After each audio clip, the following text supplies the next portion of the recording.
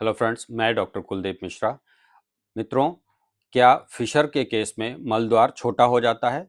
ऐसा रोज की ओपीडी में कई मरीज इस तरह का क्वेश्चन करते हैं। मित्रों, आज हम जानेंगे फिशर क्या होता है और मरीज इस तरीके का क्वेश्चन क्यों करता है।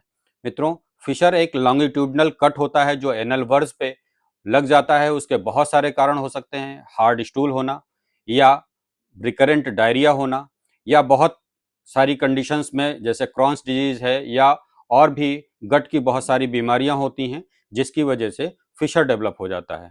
मित्रों, एनल वर्ज पे जब फिशर डेवलप हो जाता है उसकी वजह से जो डिस्कम्फर्ट फील करता है मरीज, उसे डिस्कम्फर्ट की वजह से मल त्याग के समय पे एनल स्फिंक्टर्स स्पाज्म में चले जाते हैं और वो संकुचित हो जाते हैं। इसलिए मरीज को ये लगता है कि मेरा मलद्वार छोटा हो गया है।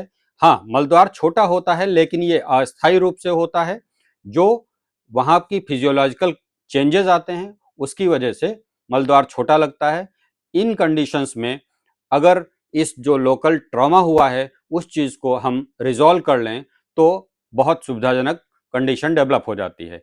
ऐसी कंडीशन में इस ट्रॉमा से बचने के लिए मलद्वार में हार्ड स्टूल आने की वजह से जो फिशर डेवलप हुआ है उसको ल्यूब्रिकेट कर सकते हैं, जैसे जात्यादि तेल या और भी किसी 2% लॉक्स जेली लगा करके मरीज का जो ये ट्रीटमेंट किया जाता है कंजर्वेटिव मैनेजमेंट।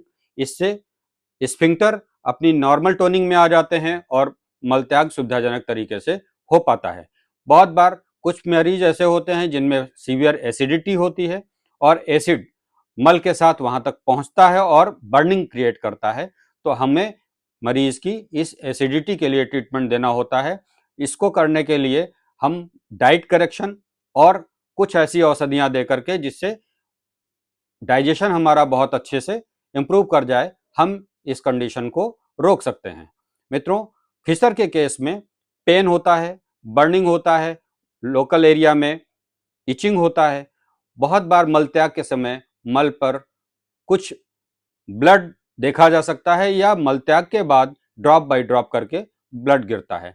तो ऐसी कंडीशन को कंजर्वेटिव तरीके से मैनेज किया जा सकता है, जैसे डाइट प्लान कर लीजिए, सिड्स बात कर लीजिए, कुछ औषधियों का प्रयोग करिए, या अगर सपोज यही फिशर क्रॉनिक कंडीशन में कन्वर्ट हो गया है तो हम बहुत बार सर्जिकल कंडीशन डेवलप हो जाती है तो हम उसको सर्जिकली करेक्ट कर लेते हैं और इस स्पाज्म को हटा लेते हैं और मरीज को बहुत आसानी से आराम मिल जाता है।